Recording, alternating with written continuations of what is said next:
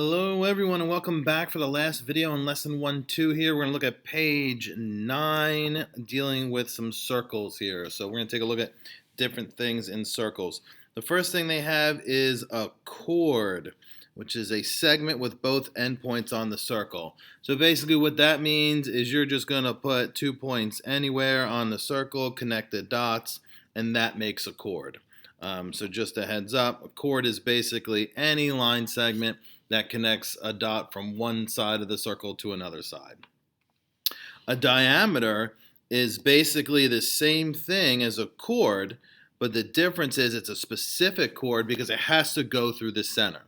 Right? So this diameter is going to go through the center of the circle from one side of the circle to the other. So let's try that again. It doesn't really look like the center. If you go from one side to the other, going through that center, that would be a diameter. And then the radius is going to be something that goes from the center to the outside. Right? So you have a segment that goes from the center to anywhere on the outside of that circle. Right? That's going to be your radius. All right, so let's go ahead and draw some of these things. The first one they have is radius OA. OA. So here I'm going to make a point in the center, as close to the center as I can get. Let's say that's good. And that's going to be point O. So then the radius is going to go from there to a point on the outside of the circle. And we'll call that A. All right, then a chord. We're going to have a chord here called BA. So this chord is going to go to some random point. I'll call this one B. So that's going to connect A and B together. And then the last one is diameter CA. So this one, diameter I did in red.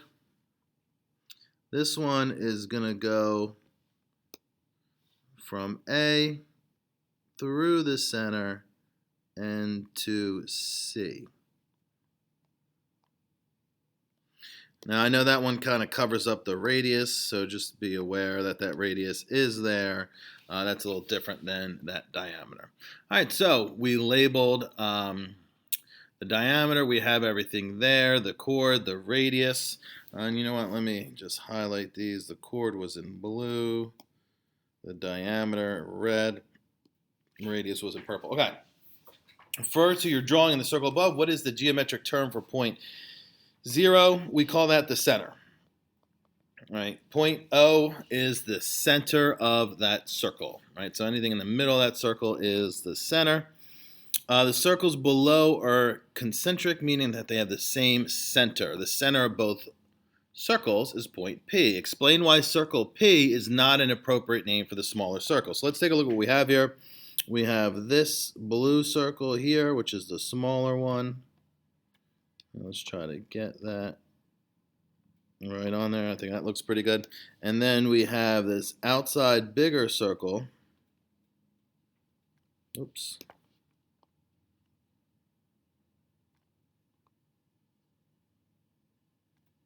And then we have that outside bigger circle. Now, you cannot use circle P as an appropriate name because which one is it talking about? Is P talking about the blue one or the red one? It's the center for both. So if I just said P, depending on who you are, you might be like, oh yeah, you mean the blue one, or oh yeah, you mean the red one. We can't do something like that because then you're just not going to know which one we're talking about. So for B, it says propose an alternate name for the smaller circle. I'll do it in blue. You could say something like circle P with radius PQ. Right? So you could say something like that because that's a little more specific. You're like, oh, circle P, and then you're like, well, which one does that mean? But then like, oh, radius PQ.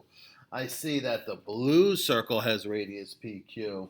However, the red one does not. So in that case, it's very obvious which one's which. And, you know, even though they don't ask about it, I could also, for the big one, you could say the same situation. That would be circle P with radius, and then PR would be a radius on the red one.